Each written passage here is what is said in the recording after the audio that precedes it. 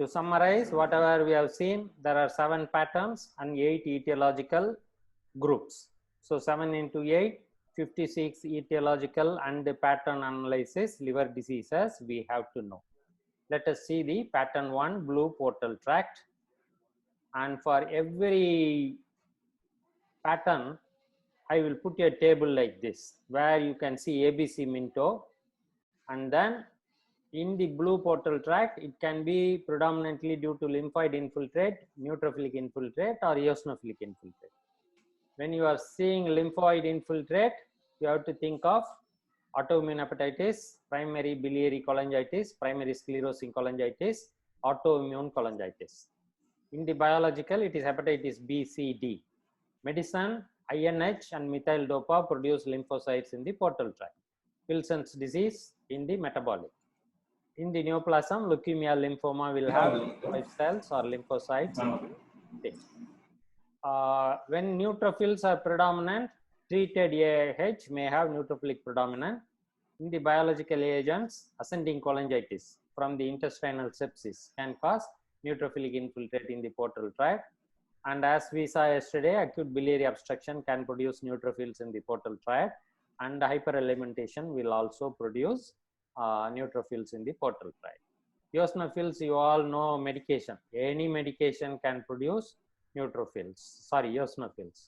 Autoimmune hepatitis can have eosinophils. Any parasitic infection, schistosomiasis can have, and histiocytosis X can have eosinophils, and rejection sometimes eosinophils can be predominant. Bottom line is, for every pattern, you should know what are all the etiologies that can cause that pattern. That is the basic concept. Let us now see pictures. Autoimmune liver disease, there are 4 of them. Autoimmune hepatitis, primary biliary cholangitis, primary sclerosing cholangitis, and autoimmune cholangitis. Remember yesterday I talked about the biliary tree. Divide them into small and large. Okay. In primary sclerosing cholangitis, large bile ducts are involved. In all the other things, predominantly small bile ducts and the ductules are affected. Look at the top lines. They are all the antibodies positive for particular diseases. Again, I am not going to go through them. So these are all the 4 components of autoimmune liver disease. They may overlap or they may sequentially come. The only outlier is autoimmune cholangitis. Why it is outlier? It will exactly look like primary biliary cholangitis, but this mitochondrial antibody may not be there. And looking to them carefully, can you all see the plasma cells? So the plasma cells will be predominantly seen. The plasma cells are seen, it indicates more of autoimmune hepatitis. And another feature is rosette formation. These hepatocytes, rather than running longitudinally, they will start producing small rosette-like structures, where the hepatocytes come together like a pseudoglandular pattern surrounded by sinusoids. So this is one of them you have to identify. Autoimmune hepatitis by itself divided into 3 types, type 1, type 2, type 3, depending upon the autoantibodies present. Again, you all look into this table. I have given this table in the handout also. So there are 3 types.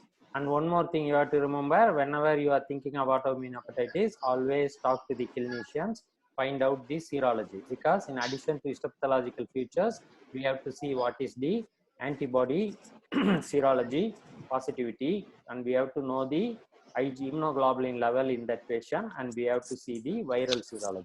Depending upon these 4 points, we grade the autoimmune hepatitis, and if the score is more than 7, it favors autoimmune hepatitis. So again, it is more like a clinical and a pathological diagnosis. It is not never a pathological diagnosis. Next, we are going to primary biliary cholangitis, which is previously called as primary biliary cirrhosis. Again, you all see this is pattern 1 disease, increased number of lymphocytes in the portal tract with the biliary ductular infiltration and biliary ductular damage. So that's the classic for primary biliary cholangitis. There is a bile duct damage. It goes in spectrum. It causes first florid proliferation and then destruction of the ducts, leading to bile duct damage and ductopenia that leads to cholestasis, that leads to fibrosis, and that will go into cirrhosis. That is the pattern. And there are 4 stages. Stage 1 is florid ductal lesion. Stage 2 is periportal inflammation, extending the inflammation in the periportal area.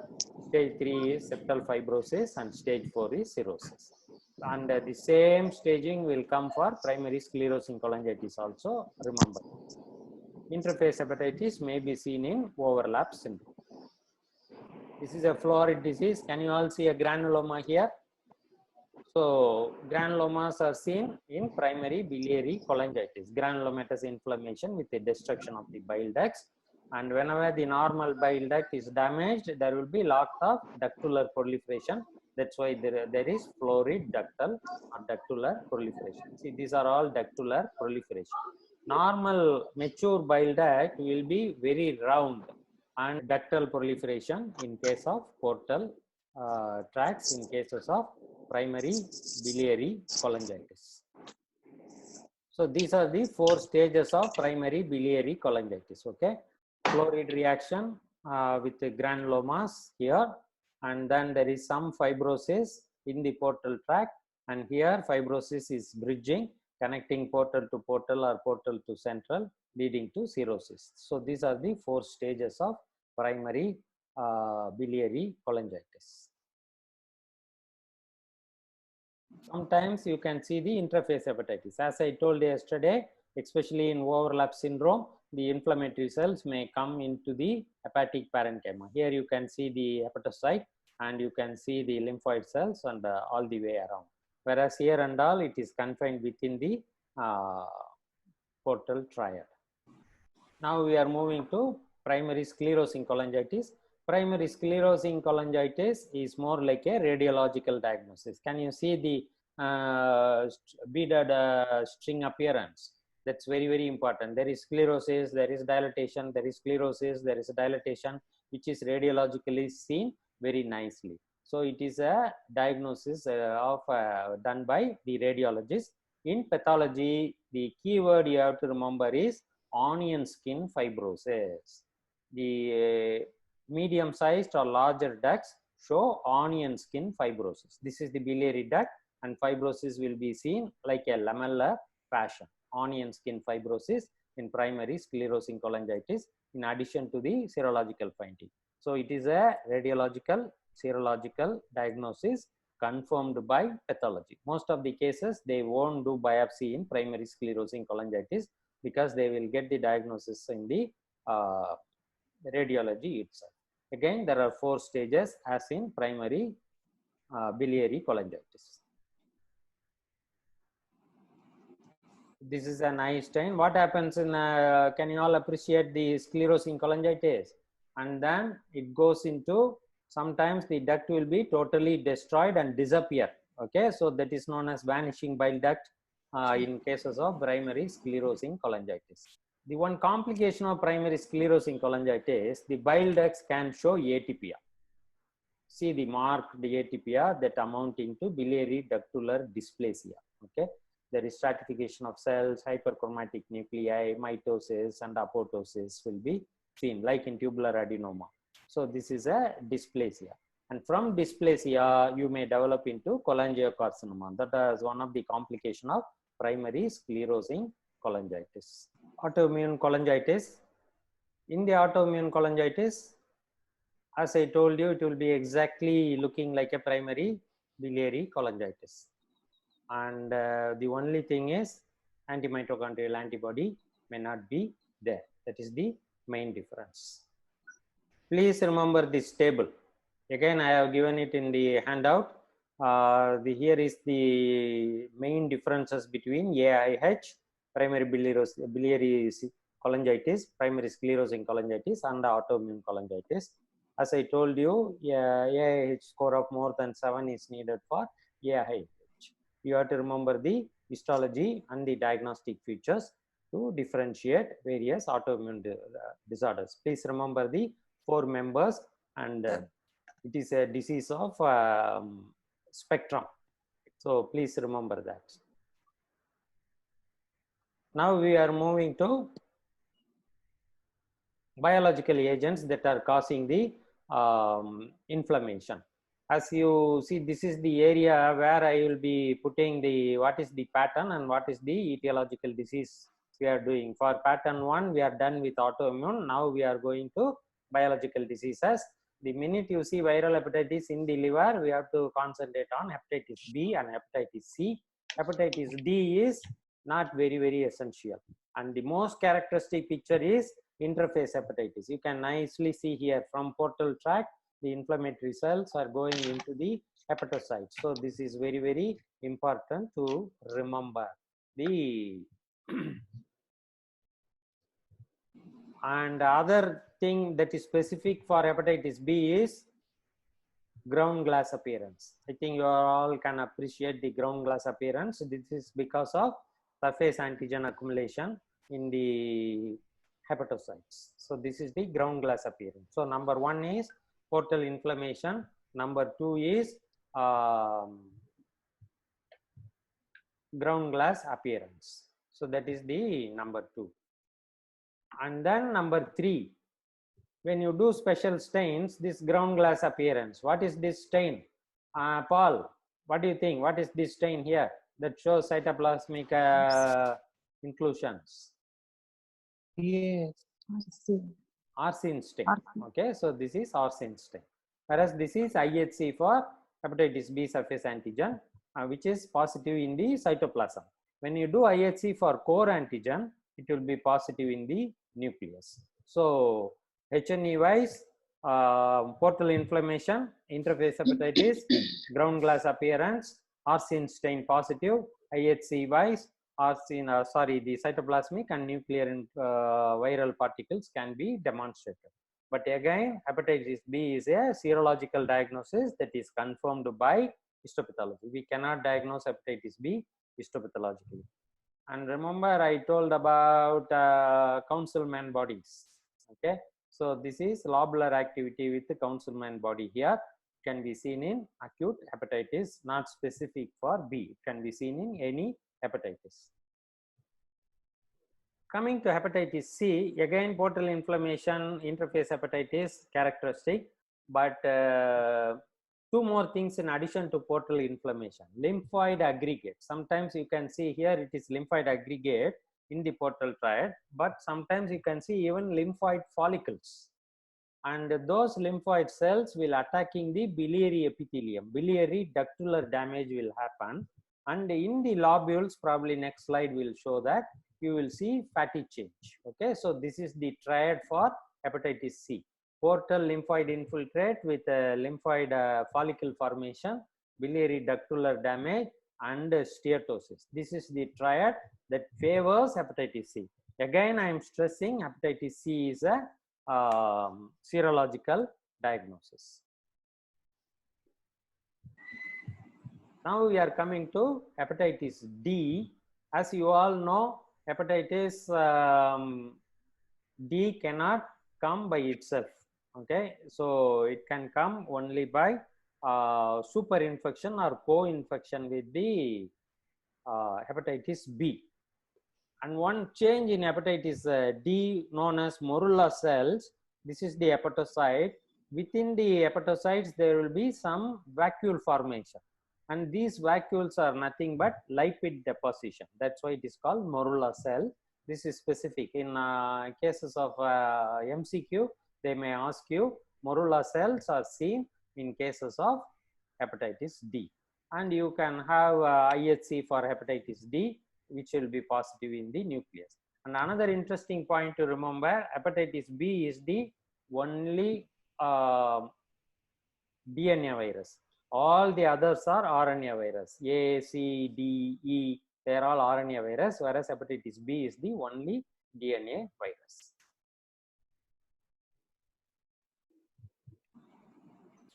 So the next case, the blue cells in the portal tract because of medication. INH and methyl dopa very characteristically forms lymphoid infiltrate in the portal tract and in the lobules. In addition to the lymphoid infiltrate, you can also see eosinophils. Whenever you see eosinophils, it is more like medications. Now we are coming to Wilson's disease. Again, it produces portal inflammation with interface hepatitis. Clinical history and serology and biochemistry, very important for Wilson's disease. Yesterday I talked about intranuclear glycogen, intranuclear inclusions. This is one soft sign for Wilson's disease.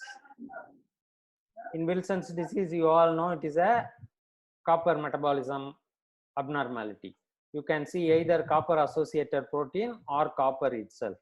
In rubianic acid, you see the copper. In arsine stain, you see the copper associated protein within the hepatocytes. They are diagnostic of Wilson's disease, but again, clinical correlation is very essential, and the biochemical correlation is very essential. Now we are moving to neoplasms.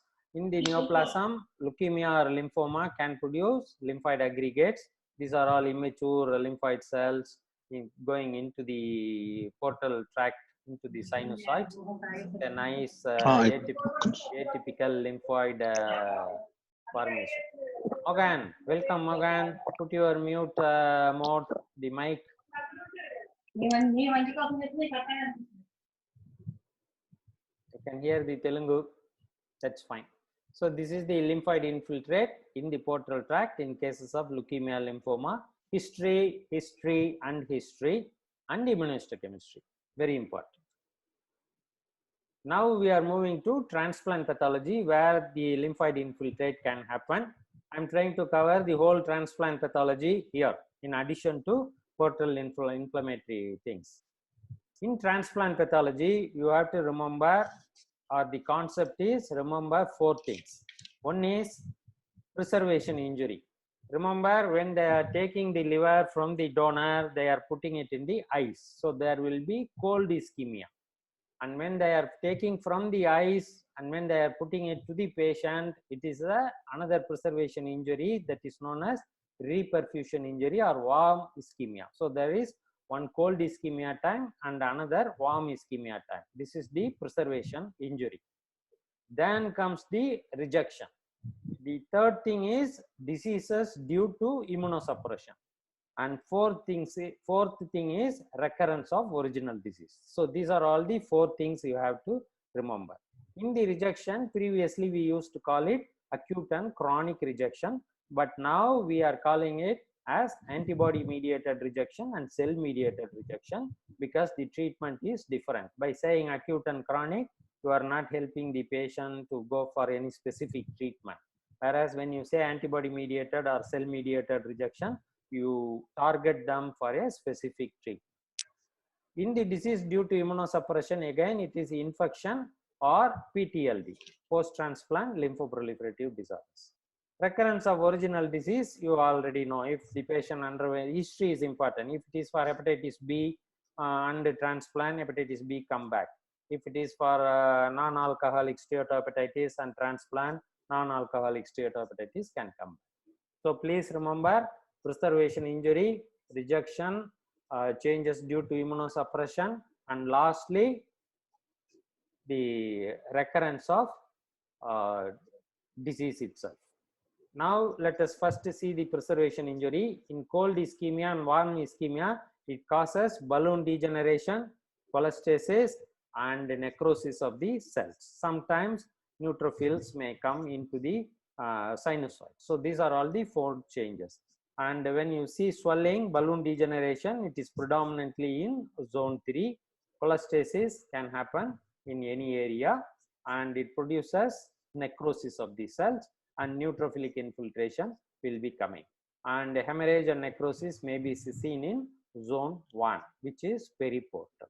So please remember, and again history, preservation injury, most often you see it in the frozen section from the organ or immediately after the transplant.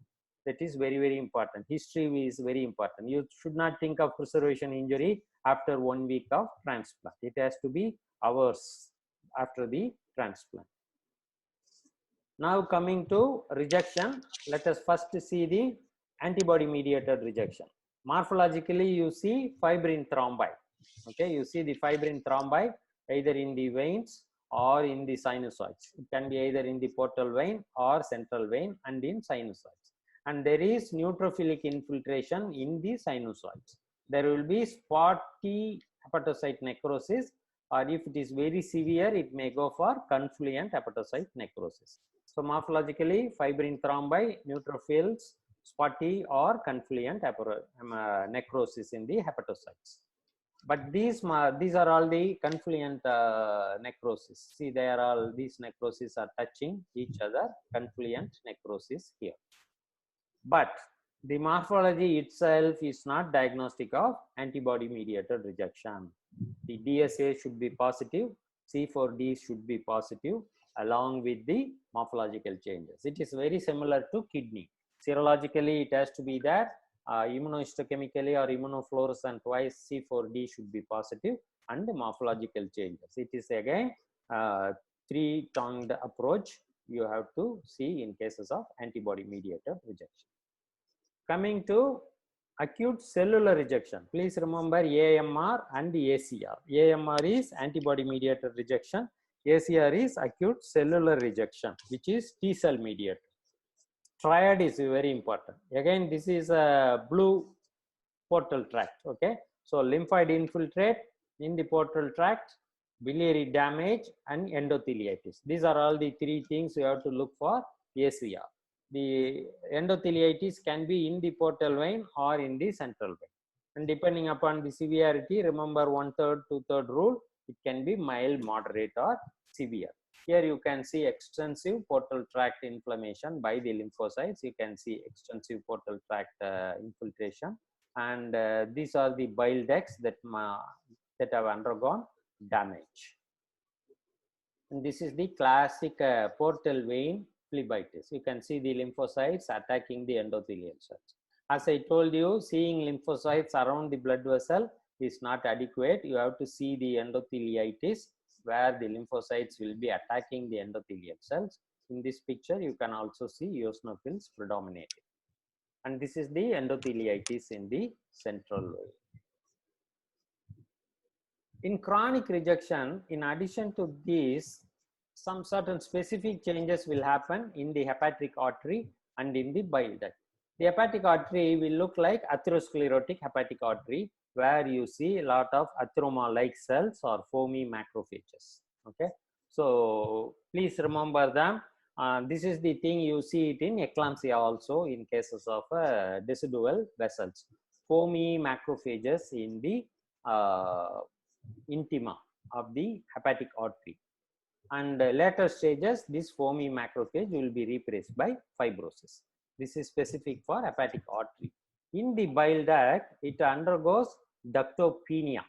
Okay, the biliary epithelium is destroyed and it will disappear. So this is also known as vanishing bile duct syndrome. So far we have covered two conditions where the bile duct will be destroyed and disappear. One is primary sclerosing cholangitis, second one is chronic rejection. So here you can see the portal vein, hepatic artery, but the bile ducts are lost. If you do a cytokeratin stain, you can see the absence of bile ducts. Okay, there are only very few bile ductules are there. Mature bile ducts are gone. So ductopenia is one of the characteristic picture for chronic rejection.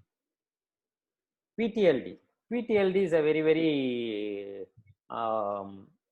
challenging, but again clinical history is very important, and morphologically you see lot of lymphoid infiltrate. Okay, and whenever you see lymphoid infiltrate, you have to think of rejection or PTLD. In PTLD, it is more polyclonal. Okay, and it is when you do immunohistochemical stain, it is more T and B cells, whereas in transplant, it is predominantly, in rejection, it is predominantly T cells. Here it is T and B cells, and these B cells will be polyclonal. It can be both light chains positive. But from PTLD, you may get lymphomas. In those time, it will turn into be a monoclonal lymphoid proliferation.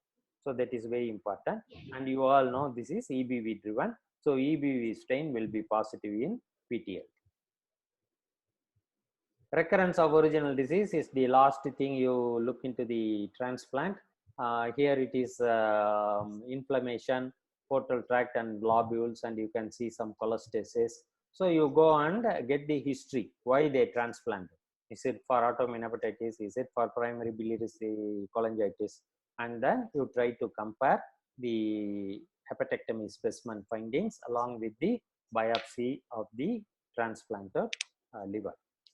So this covers the whole transplant. Again, to put it in a nutshell, any transplant, 4 things to remember. One is perfusion injury. It can be acute, it can be cold or warm ischemia. Second one is rejection. It can be acute or chronic or antibody mediated or cell mediated. Third thing is immunosuppression related, where it is PTLD or other infections. And the fourth thing you have to remember is recurrence of disease.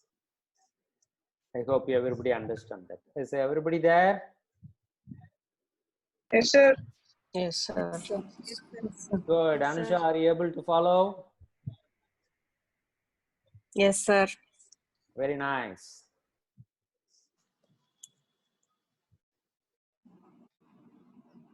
Graft versus host disease is another thing that is also transplant related, but this is not transplant of the liver. This is a bone marrow transplant.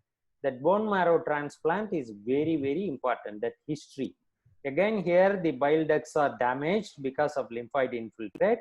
In addition to that, you see lot of apoptosis. When you see lot of apoptosis, especially involving the biliary epithelium, you have to think of graft versus host disease in the appropriate setup. Please remember apoptosis in graft versus host disease. 3 common organs where it can happen are skin, GI tract, and biliary epithelium in the liver. Graft versus host disease, bone marrow transplant.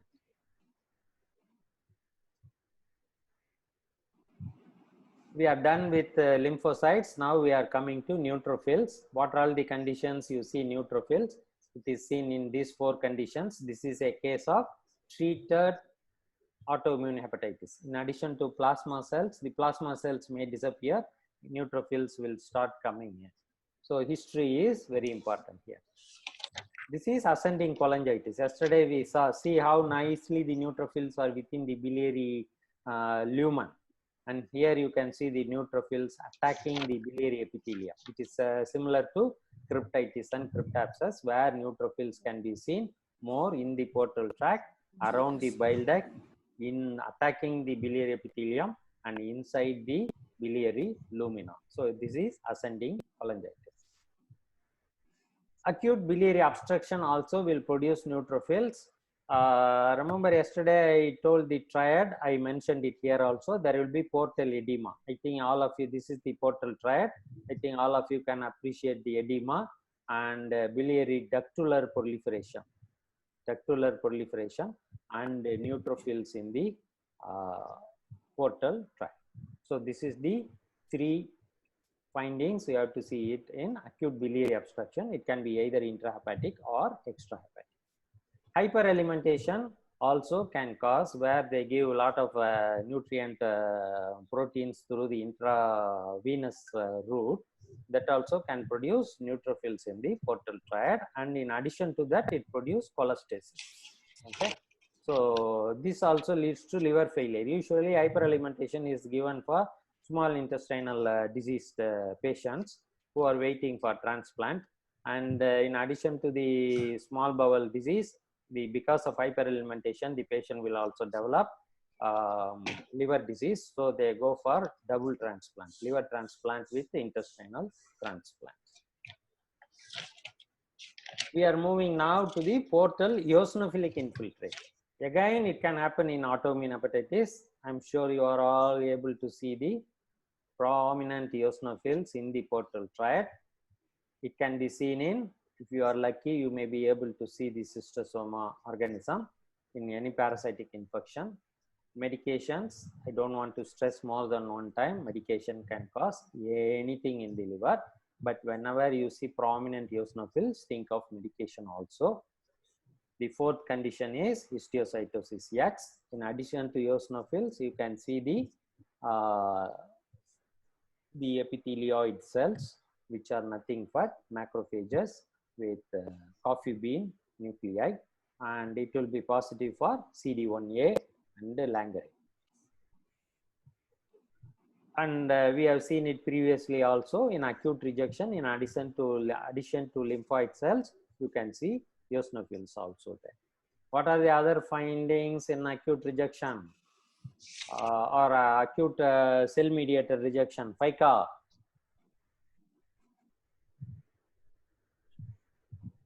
Remember the triad?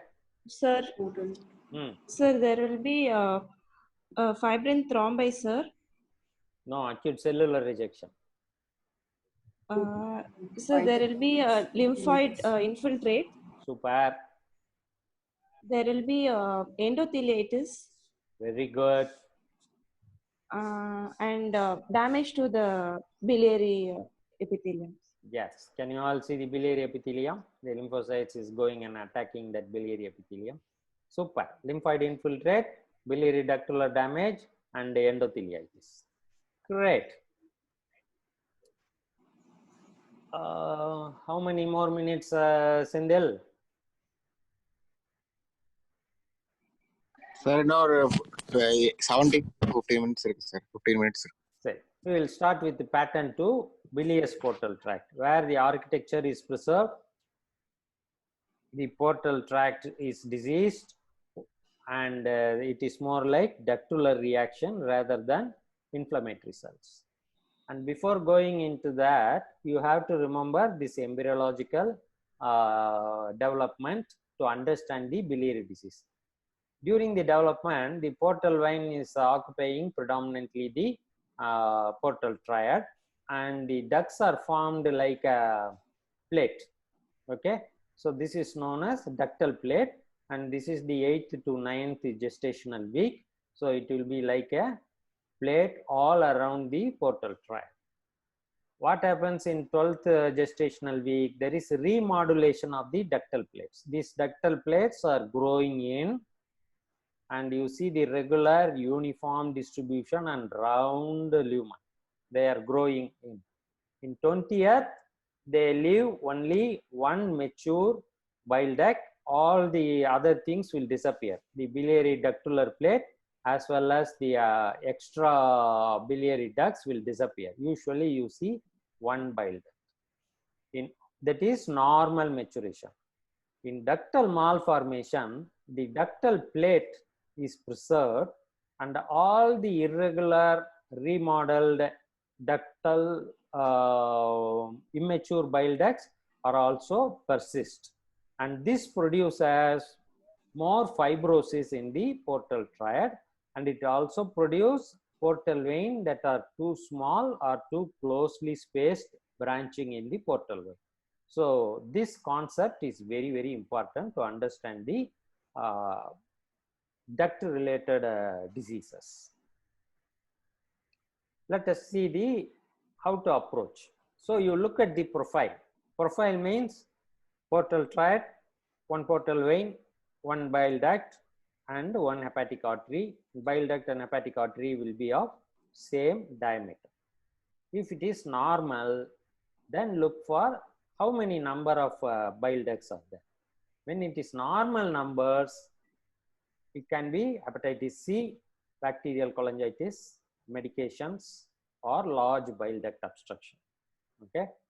When it is reduced in number, you have to remember primary sclerosing cholangitis, primary biliary cholangitis, augmentin. Very, very important. Augmentin can produce ductopenia.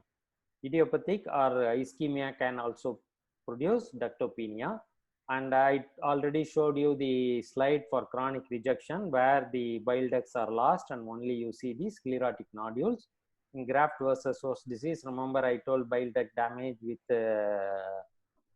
what is that? Apoptosis. That will also produce loss of bile ducts or reduced number of bile ducts. So these are all the conditions where the bile ducts are profile is maintained, but it is abnormal. When the profile is abnormal, it can be non-neoplastic or it can be neoplastic. In the non-neoplastic, there are 4 members: congenital hepatic fibrosis, Caroli's disease or Caroli's syndrome, von Meyenberg complex, and polycystic liver disease. These are all the 4 things. See, these are all highly confusing, but since you know the embryology, it will be very easy from hereafter. I will show you the pictures. In the neoplastic biliary ductular diseases, you have to think whether it is benign or malignant. When it is benign, it is adenoma, where there is solid proliferation of biliary epithelium. Or it can be cystadenoma, where there is a cystic dilatation or cystic spaces lined by biliary epithelium. In the neoplastic malignant, it will be cystadenocarcinoma or cholangiocarcinoma. So I hope you all understand these things, and this picture shows you the whole thing. Whenever you see biliary ductular cholestasis or biliary ductular disease, look at the profile, normal or abnormal. When normal, the number of mature ducts are normal in number. There may be immature ductular proliferation in these conditions, whereas here reduced number, mature ducts will be reduced number in these conditions. When the profile is abnormal, whether it is non-neoplastic or neoplastic. When it is neoplastic, is it benign or malignant? So this is the way you have to approach. Let us see all the slides. So here is the abnormal ductular proliferation. Can you all see? The major duct is not there. You can see the portal vein, you can see the hepatic artery. Major bile ducts are not there, but the ductal plate is maintained outside, and there is some ductular proliferation and increased amount of fibrosis. When you see this change, it's abnormal biliary profile. The differential diagnosis of congenital hepatic fibrosis or the other things. This is a congenital hepatic fibrosis because it's a diffuse process. Okay, whatever the biopsy you see everywhere, it is a malformed ductules in all the portal triad. The parenchyma looks normal, and normal mature bile ducts are absent, and portal tract is very fibrotic, and the patient will present with portal hypertension with the normal liver function test. So this is the diagnosis of congenital hepatic fibrosis. It's an autosomally recessive condition where you can see it along with polycystic kidney disease. So this is congenital hepatic fibrosis. Now we are moving to Caroli's disease and Caroli's syndrome. Here there is saccular dilatation. Okay, saccular dilatation of the biliary ducts. They are all in communication. That I forgot to mention. In these abnormal profiles, other than polycystic liver disease, all these 3, congenital hepatic fibrosis, Caroli's disease, and von Meyenberg complex, they are all in communication with the biliary tree. Only in polycystic liver disease, it is not in communication with biliary disease. And this is the diagrammatic representation of the Caroli's disease, where you see saccular dilatation of the biliary tree. You can see these are all, it looks like a bronchiectasis, isn't it? This doesn't look like lung, but these are all look like a dilated bronchioles. So these are all the saccularly dilated biliary ducts. And microscopically, when you see, you can see the saccular dilatation, and you can see the cholestatic or even gallstones, or sorry, biliary stones can be formed within the saccularly dilated spaces. And when this Caroli's disease is present with congenital hepatic fibrosis, it is known as Caroli's syndrome. Syndrome is nothing but Caroli's disease with congenital hepatic fibrosis. For example, if you biopsy in this area, the portal triad will show expansion, fibrosis, what we saw in the previous picture. Expansion, fibrosis, malformed biliary plate with the immature biliary ductular proliferation in the portal triad. So Caroli's disease plus congenital hepatic fibrosis is Caroli's syndrome. The next one is von Meyenberg complex. It looks very complicated, but the other name is biliary hamartoma. Okay, where the immature ducts are increased in number. See, normal biliary ductal epithelium will be more like this, regular round lumen. Whereas in any hamartoma, it will be very angulated. The cytology is normal, but the architecture is abnormal and they are increased in number. And sometimes they look like fibroadenoma. Okay, this is the adenomatous component and this is the fibromatous component. So what I say is, when you see fibroadenoma in the liver biopsy, it is a biliary hamartoma or von Meyenberg complex. How will you differentiate from congenital hepatic fibrosis? In congenital hepatic fibrosis, it is a diffuse process, whereas in von Meyenberg complex, it is a focal duct plate malformation. So when it is diffuse, it is congenital hepatic fibrosis. So I hope all of you understand this because of the explanation of the formation of the bile duct. The last one where there is abnormal biliary profile is polycystic liver disease. Okay, so these are all the polycystic liver disease specimen, and these cystic spaces are lined by cuboidal or flat. And as I told you, there is no biliary communication in cases of polycystic liver disease. And it's autosomal dominant disease associated with the polycystic kidney disease, baryoaneurysm, and diverticulosis coli. So remember this for the exam. Coming to the neoplasm adenoma, this is a solid growth where you see increased number of glands, cytologically benign. So this is adenoma. Here you can see cystically dilated spaces lined by tall columnar cells or cuboidal cells, and notice the ovarian type of stroma. So this can be mucinous cystadenoma arising from the biliary tree with the ovarian type of stroma. As you know, these are very commonly seen in female with the progesterone receptor positive in the stromal cells.